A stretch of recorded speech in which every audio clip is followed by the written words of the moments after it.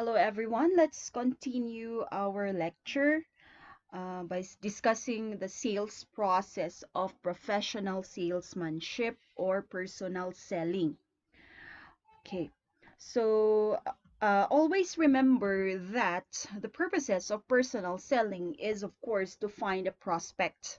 So after finding a prospect, you need to convince this prospect to buy your product. And of course, you have to keep in mind that they are satisfied with your product. All right, let's talk about the process of sales or professional salesmanship. So first is, of course, prospecting, and then pre-approach, and then approach, presentation, handling objections, closing the sales, and follow up. If you notice in personal selling, you have to go through process. You do not just present your product if they are not yet your prospect.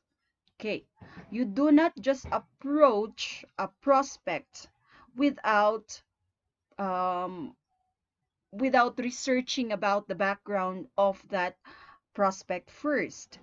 Okay, so first, let's talk about prospecting. So when we speak of prospecting, this is actually the process of identifying or qualifying people to see if they are right for your product or your business opportunity. So this is the process of searching and trying to qualify potential customers.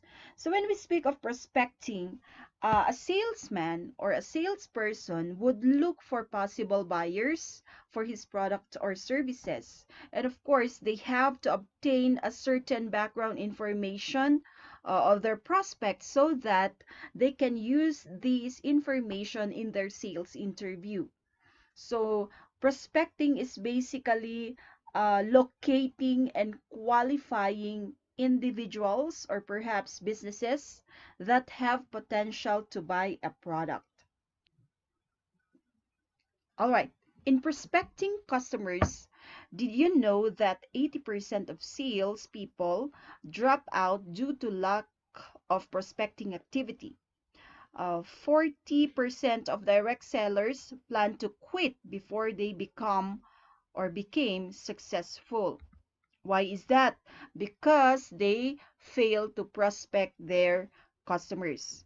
So prospecting basically, as they say, is the lifeblood of the salesmanship. There are also principles in prospecting. Let's try to take a look at the different principles of prospecting. So number one principle is a bunch of apples principle. What is this principle? So basically, just like when you um, harvest apples, you have to try now to separate your apples from the ripe and the unripe apples, or even the rotten apples. So just like your prospect, you separate, okay, your prospects who might buy your product and prospects who are not interested to buy your products, and prospects who might be um, having second thoughts of buying your product. Okay, so when we speak of rotten apples in prospecting, these are people who are very, very pessimistic. So all they do is basically complain and does not contribute much in the business. So they are called the rotten apples. Okay, you have to make sure, of course, that they do not corrupt other apples. In prospecting, they do not corrupt your prospects. So let go of these prospects and move on to the next prospect. So time spent on rotten apples may be just a wasted time, or it's wasted. Okay, unripe apple in your bunch of apples principle probably are these people who are willing to buy your product, but they are not yet ready, okay, to become your buyers or maybe your business partners. So always remember, never force a prospect to buy or join when the timing is not right. remember that timing is of necessity in prospecting. While waiting, ask him or her if it is okay for you to update him or her very often about their new product or the business. Okay. Next, the ripe apple principle. So these are your prospects who are basically enthusiastic about your business. So they might be willing, or they are what? They are prospects who might buy your products or services. So money and time is not an issue with them. And if ever these become an issue, they will find a way. Okay. They are interested to buy your product. They are very open to learning, and you as a salesperson should invest majority of your time with them. Okay. Next. All right. Another principle in prospecting is your 20-80 Pareto Law. I believe you still remember your Pareto principle in your economic class. This was actually introduced and popularized by Vilfredo Pareto. He was an Italian economist. So the original observation was in connection with income and wealth. So he basically noticed that 80% of Italy's land was owned by 20% of the population. He carried out surveys on a variety of other countries and found that a similar distribution applies. Pareto law was picked up by other marketing gurus and also taught, okay, in sales and marketing classes as a rule of thumb.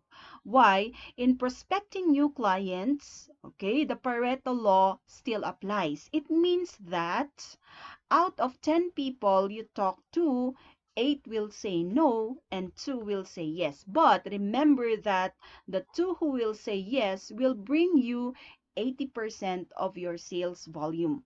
So do not be discouraged if, for example, you talk to maybe a lot of people and maybe very few will just buy your product or will buy your product. Do not be discouraged. Why? Because these few people will bring you a majority of your sales volume.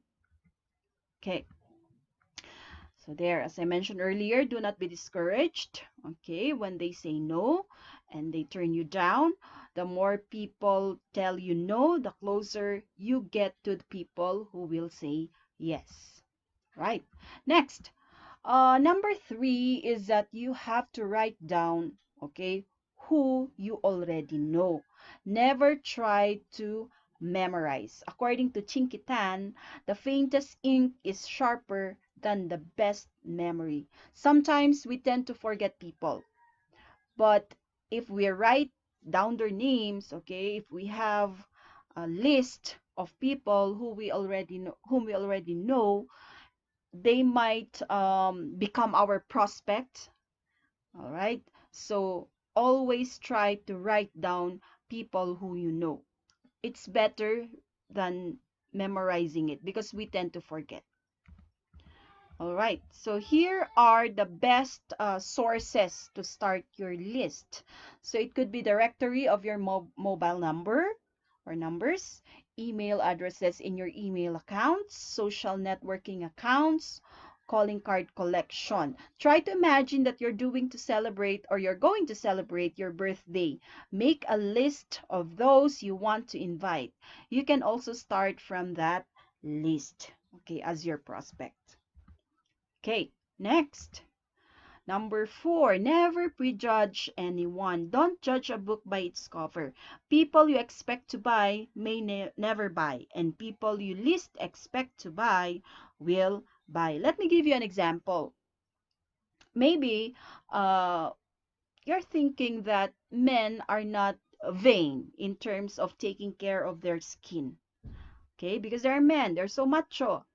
But actually, there are men who really want to look good.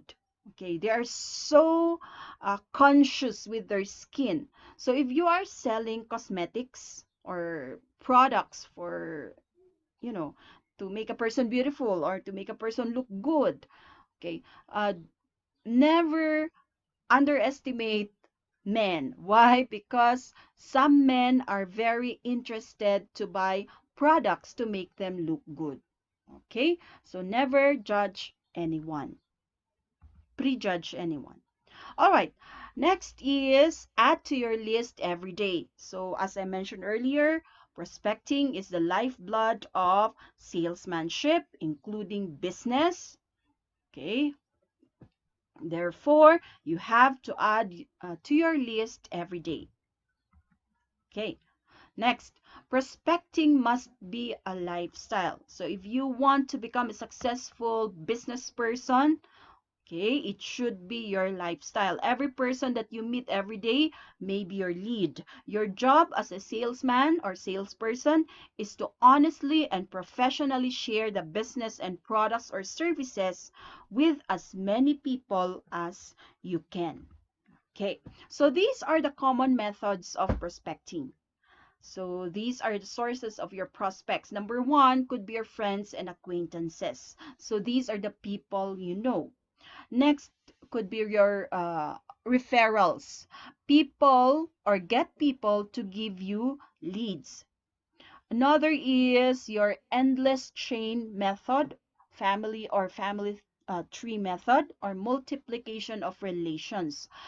Meaning to say the salesman or the salesperson would collect names and addresses of friends and relatives and interviews the person or persons who are likely to be prospects. Another is your center of influence method. So a salesman develops a selected band of persons who serve as his center of influence in his own territory or community. We call this center of influence method. Okay, another is, of course, telephone prospecting. This is very, very common. So you contact maybe former and present users of your product by mail or perhaps by phone. Next is group or party prospecting. So you target a large number of leads. Okay. Next is company lead. So official and perhaps unofficial contacts of individuals in an organization or in a business. Another is your mini fairs and exhibit extensive contact. So conferences and exhibitions are attended by many like-minded people, often of management level and from similar industries. Not only attendees but also presenters may be met here. And this is a very, very good source of prospects. Okay. Another is your sales blitz. What is this? So you do not know as a salesperson your prospect, okay, or your lead, but you take a calculated chance of immediately offering your product. Okay, we call that sales blitz. Okay, finally is your cold canvas method, also known as cold turkey method or new account method or loss of averages.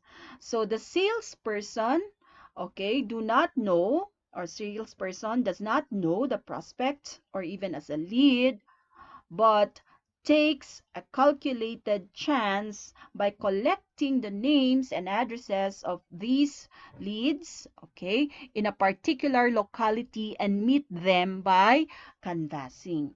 Okay, so yon. Okay, so how do you qualify now a prospect?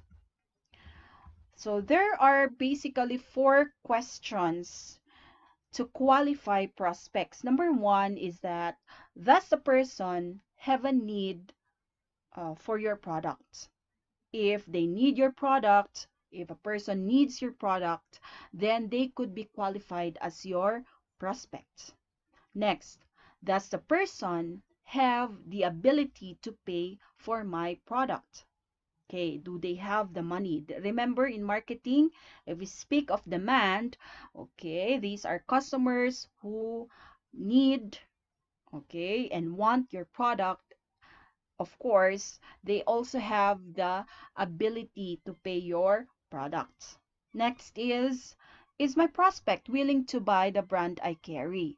So this is one way of qualifying your prospect, because there are customers who are very, very particular with a brand. So if they are willing to buy your brand, then they could be qualified as your prospect.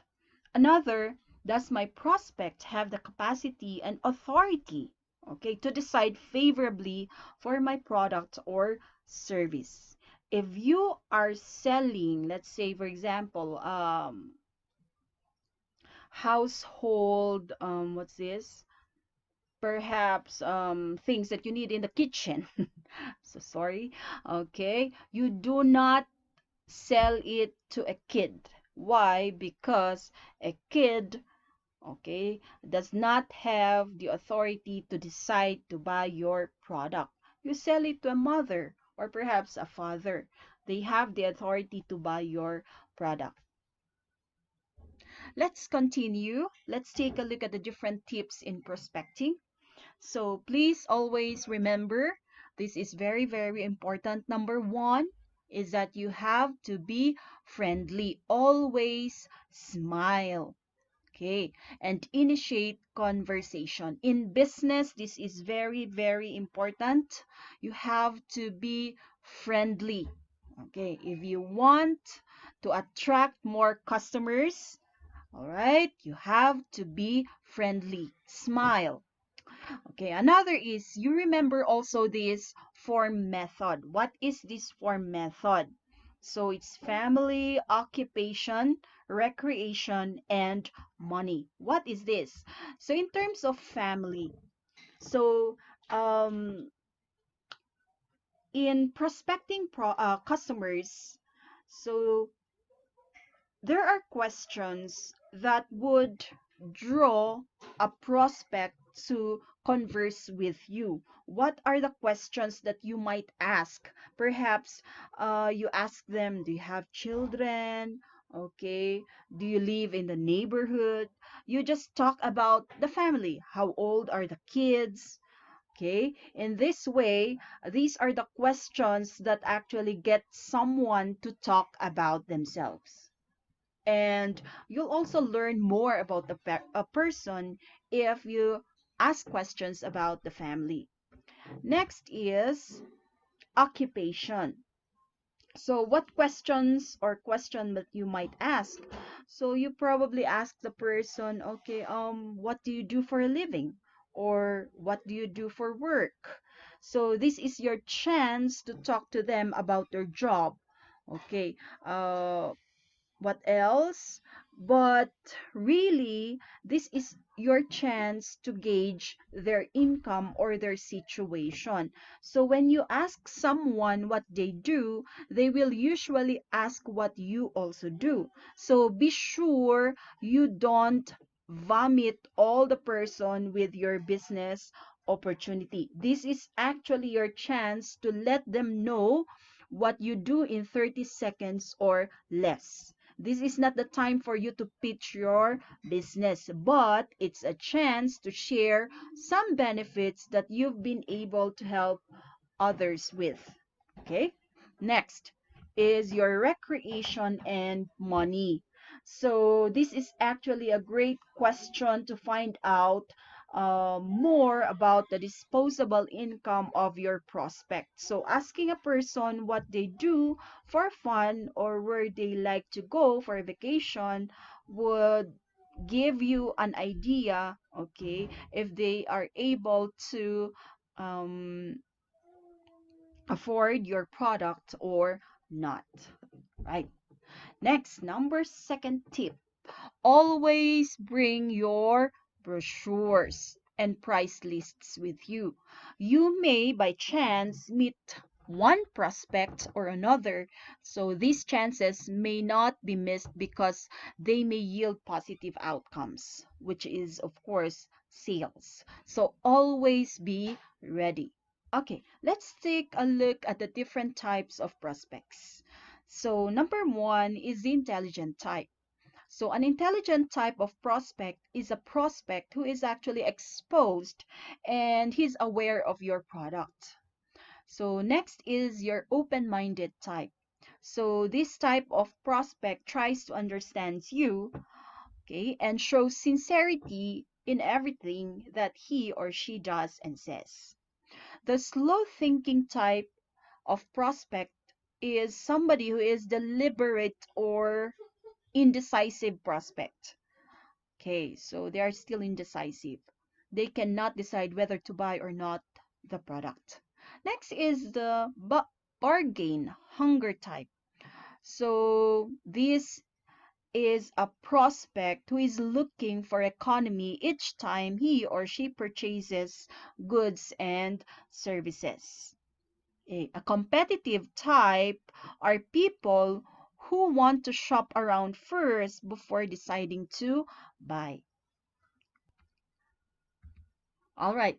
So after prospecting your customers, okay, the next process is pre-approach.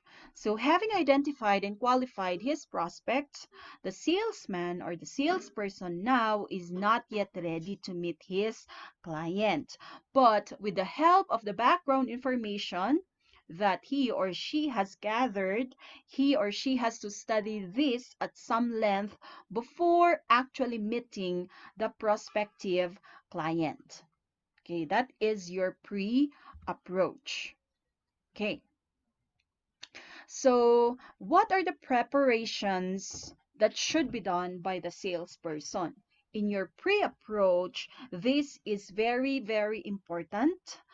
Okay, and you have to remember these. So you need to request for an appointment. Do not just barge in the house of a person without prior appointment. Okay, you have to also prepare your sales kit, decide on answers to possible questions. Making yourself presentable is also very, very important. And you determine the right approach and presentation strategy. Okay, so in requesting for an appointment, your objective is basically to understand the importance of setting appointments and how to do it in more professional way. Okay. If you request for an appointment, your goal is basically to make sale. So requesting for an appointment, remember this, that it is actually a sign of professionalism. Okay, so if you request for an appointment, it means that you are professional. So how do you set an appointment? Number one, always ask permission. Never talk unless you are given permission. Like for example, you greet the person, "Hi, this is Sonia. Is this a good time for us to talk? Are you busy?" Okay, to determine if the person is ready to accommodate you or not.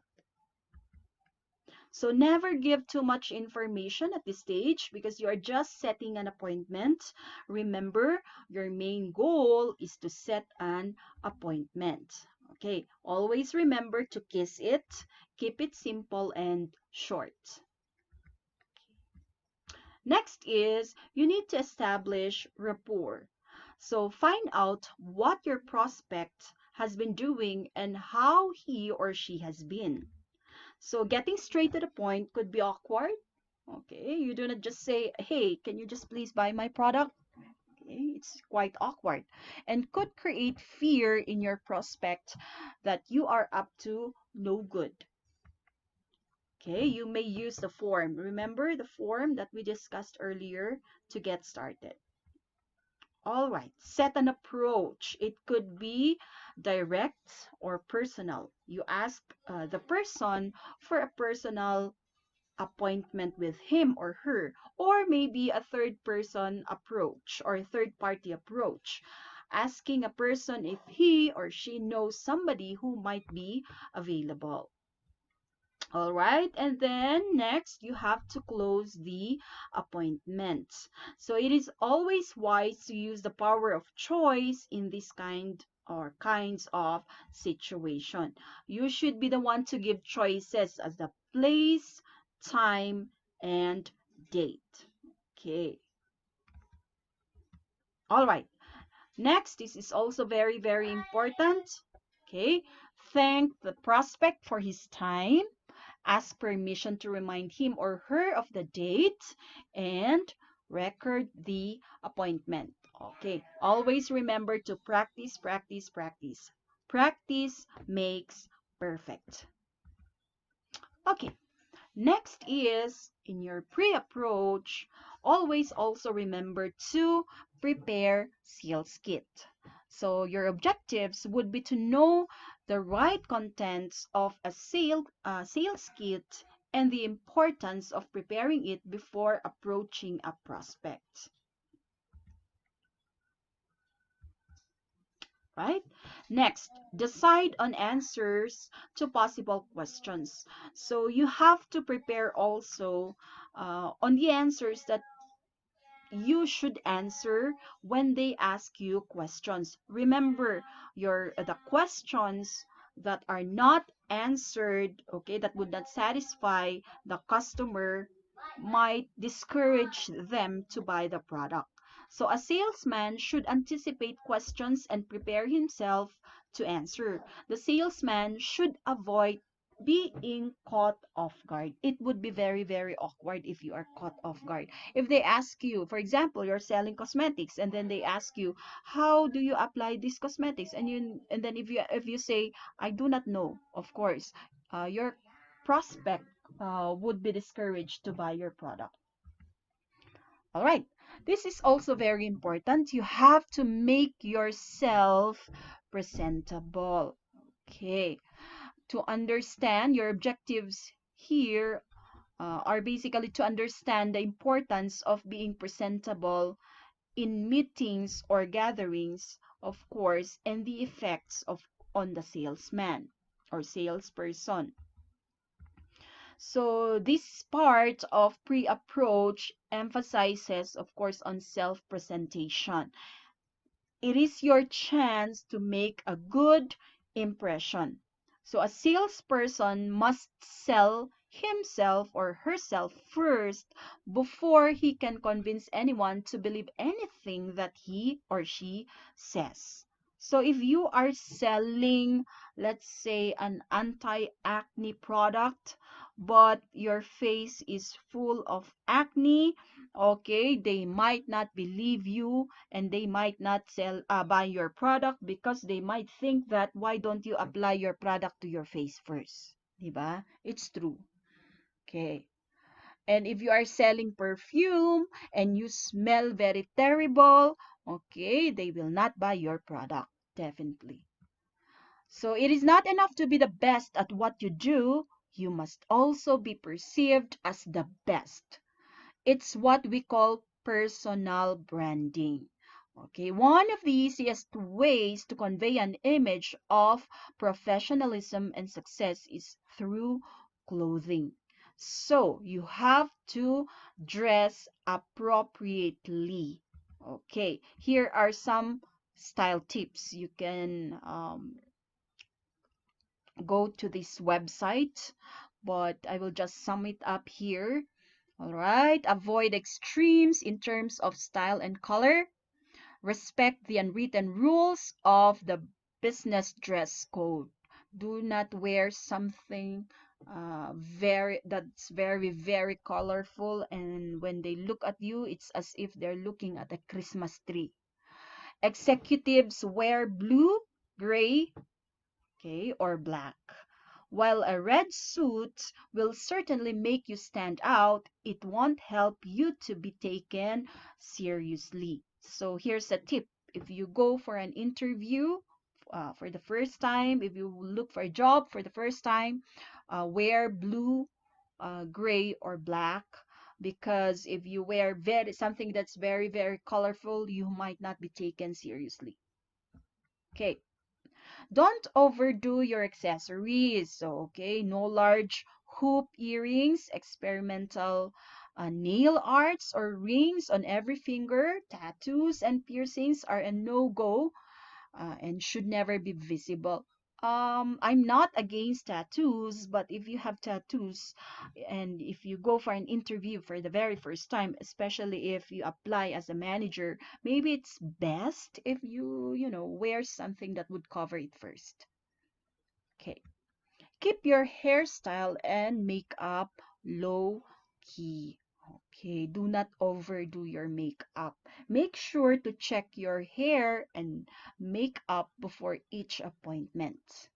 Okay, nobody would want to employ or nobody would want to sell from somebody who has a very, what's this, messy hair, as if hindi naliligo ng ilang taon. Ayan. Okay. Avoid open shoes and make sure they are clean. Ay na. Polished and well maintained. The same holds true for clothes. Make sure they fit well and keep them clean and wrinkle free. I think you know this already, guys, diba? It's a rule of thumb. Okay, watch out with perfume. While you may like a particular scent, the prospect or customer might not be too fond of the fragrance or even develop an allergic reaction to it. Also, remember there's a strong link between scent and memory. Some fragrances might bring up bad memories for certain people. Okay, so yan. Keep your maybe your perfume or maybe use what's this? Yung hindi masyadong scented, hindi masyadong strong yung amoy na perfume. All right, making yourself or himself, pasensya na, puro himself, pero don't worry, ladies, meron din namang herself, presentable. Okay, dress up according to your audience. If you are going to meet executives, please, please, please do not wear shorts or casual attire. If you are going to meet, of course, a plumber, a farmer, okay, do not also wear neckties or do not wear what's this? A very formal attire. Okay, they might get intimidated. It is easier to bond with the customer if you dress up close to how they do. Okay. Both parties feel that they are on the same level and talk the same language. So dress a little more proper than the customer, not much though. So never let them be nicer dressed as it makes you feel superior. But if you dress too much more proper than the customer, you will instead alienate them and often get off on the wrong foot. Okay. So dress up according to what you present. You should be able to carry the product that you carry.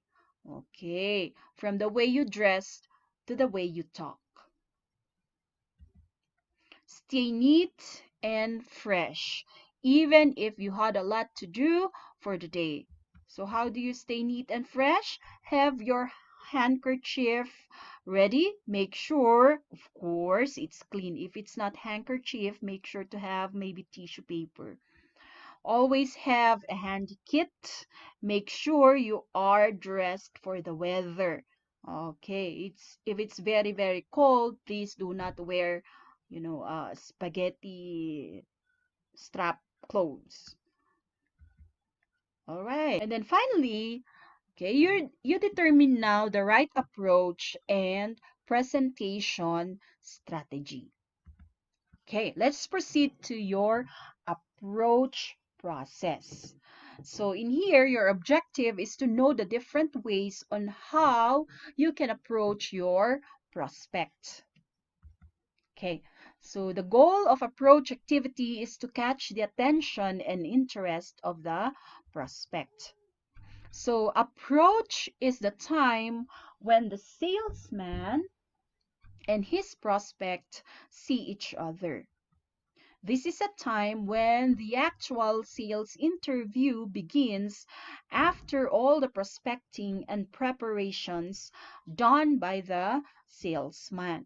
So before finally introducing the product offered for sale, the salesman must concentrate on certain preliminaries to develop rapport with the prospect. How will they do that? Okay, so what are these preliminary activities? Let's try to take a look at these preliminary activities. Number one, it's very important, okay, to greet the prospect. Wish the prospect a happy day and call the prospect by his name. Sometimes if you call somebody by his name, they would really appreciate that because it's as if they feel important because you remember their name, and attach his position in your greetings. Okay. The sweetest sound to anyone's ear is the sound of his name.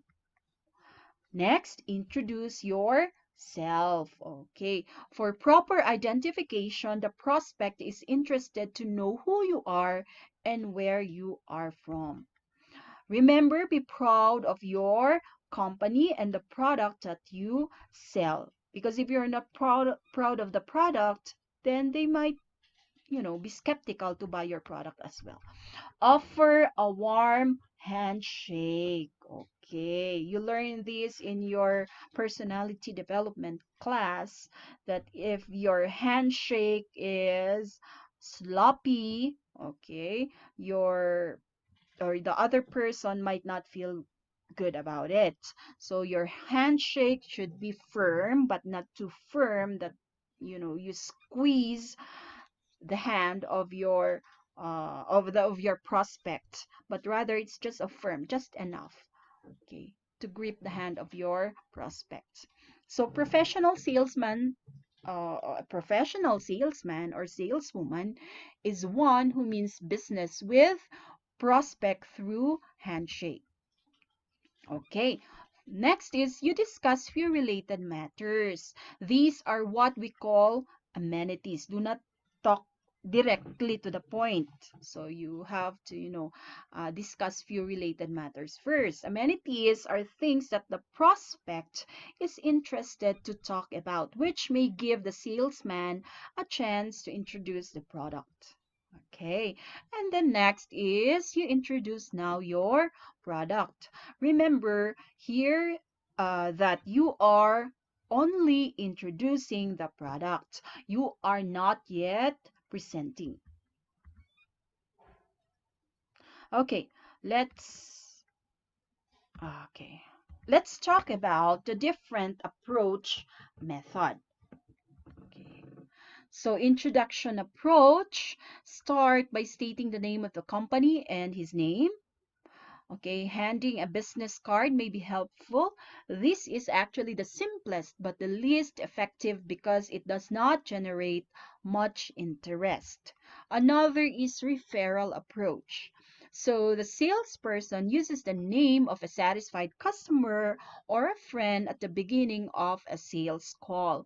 Using other person or people's name must be done with care. Do not just say, "Oh, this person bought this product," because some people do not want to use their name as a reference when you buy when they sell a product.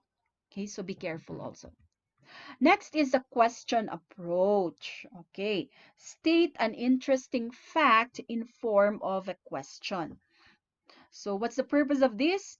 To grab the attention of the prospect. Okay, so the attention of the prospect is held and this prompts him to make a response. So like for example, if you're selling maybe a water purifier, you might ask your prospect, okay, do you think your water or the water that you drink is safe? Something like that. Okay, this may start an exchange of statements between the salesperson and the prospect. Okay, next is the benefit approach. Mention the product benefit. If the prospect shows interest, the conversation will actually begin. And then the product approach. So performing an actual demonstration of the product or product feature and benefit, before the eyes of the prospect. It directly appeals to the senses and offers instant reaction from the prospect. And then another approach could be your free gift or free sample. Filipinos are very fond of this. So giving free samples will enable the customer to appreciate the product. The seller must be 100% confident that the products are reliable and effective. So if you sell a product, make sure, okay, that your product is reliable. If you sell cosmetics, make sure that the product has been tested by you. Okay? And then another approach could be your curiosity approach. So you arouse your customers' curiosity. So this may be done through asking questions about things that customers might not have thought about. Okay. Next is your compliment approach. So sincerely, remember sincerely compliment a person on their accomplishments. Actually, a person might feel if you are just patronizing that person. So you have to compliment sincerely. The seller will make the prospect aware that there's something he can do to further improve whatever the prospect already has. Mhm. And then another is your survey approach. The salesperson surveys the operation of a certain business prospect. So suggestions can then be given by the seller to improve the operations. If the prospect starts to ask about the improvement, the survey approach is actually achieved. Okay. So this ends your second lecture. I will see you guys on my third lecture later on. Bye.